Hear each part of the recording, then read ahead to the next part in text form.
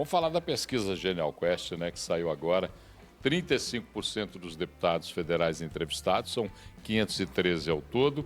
A avaliação do governo Lula, na visão dos deputados, é ruim, negativa, para 42% dos entrevistados, que é uma amostra bem significativa do que pensam os parlamentares brasileiros, a Casa do Legislativo, o Congresso Nacional, a Câmara dos Deputados. Foi feito um cruzamento por região, por partido, por ideologia, e nesse cruzamento 32% avaliam como positivo, 42% como negativo e 26% como regular. O interessante é quando você vai na pesquisa da Genial Quest, Felipe Nunes é quem nos manda essa pesquisa, e vê que você tem aí um número, quando você fala de opinião pública, você tem um empate. 33% da opinião pública avalia como positiva e 33% avalia como negativa a visão do governo Lula. Para os deputados, não. 42 a 32, 42 negativos e 32 para positivos. Agora, o assustador é o mercado financeiro.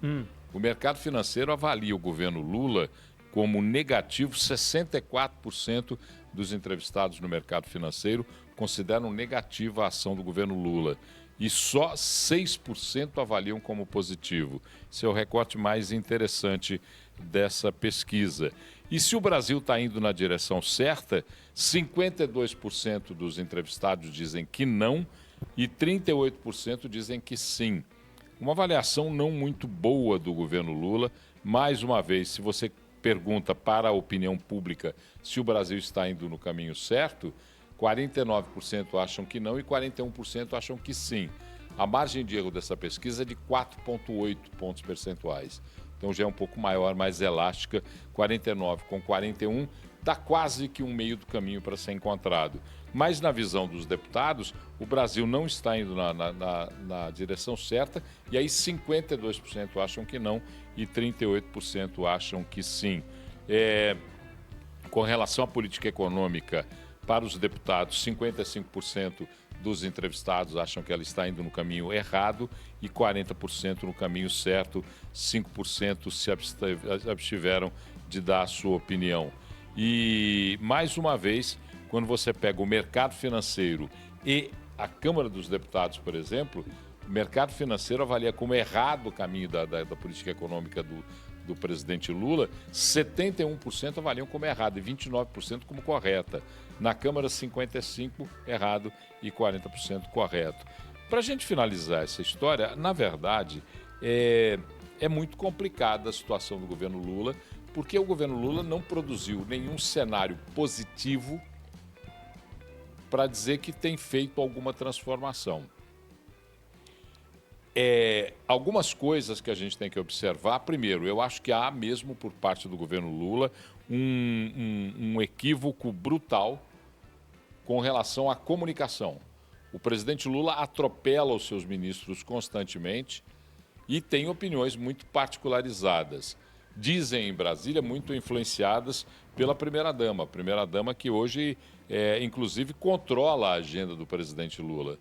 Ao contrário do que aconteceu nos governos anteriores, onde a estrutura política controlava a agenda do presidente Lula, hoje a primeira-dama controla a agenda do presidente Lula. E ela não é muito bem relacionada com o entorno necessário para o exercício da presidência da República. O núcleo duro do presidente da República convive com a Janja, mas o entorno político não.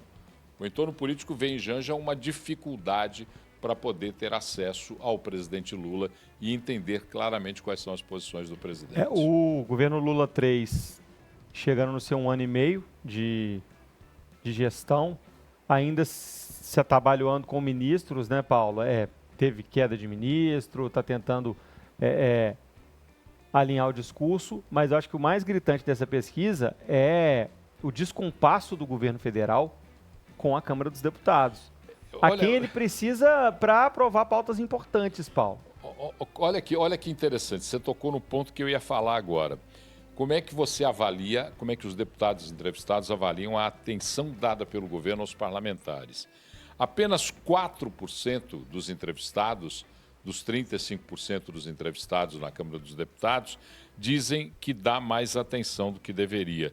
64% dos deputados se sentem sem o olhar de atenção do presidente da República.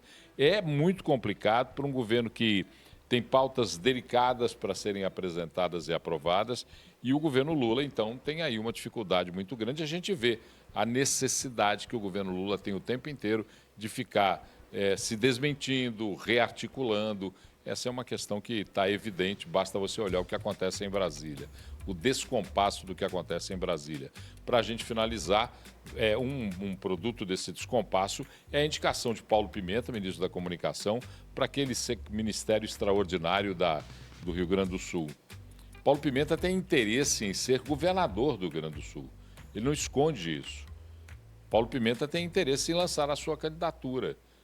Então você imagina, está lá o governador Eduardo Leite, convivendo com um caminhão de problemas à sua frente. De repente aparece Paulo Pimenta, que é um ministro do governo Lula e que tem interesse no governo do Rio Grande do Sul, para ter um ministério especial dedicado ao Rio Grande do Sul.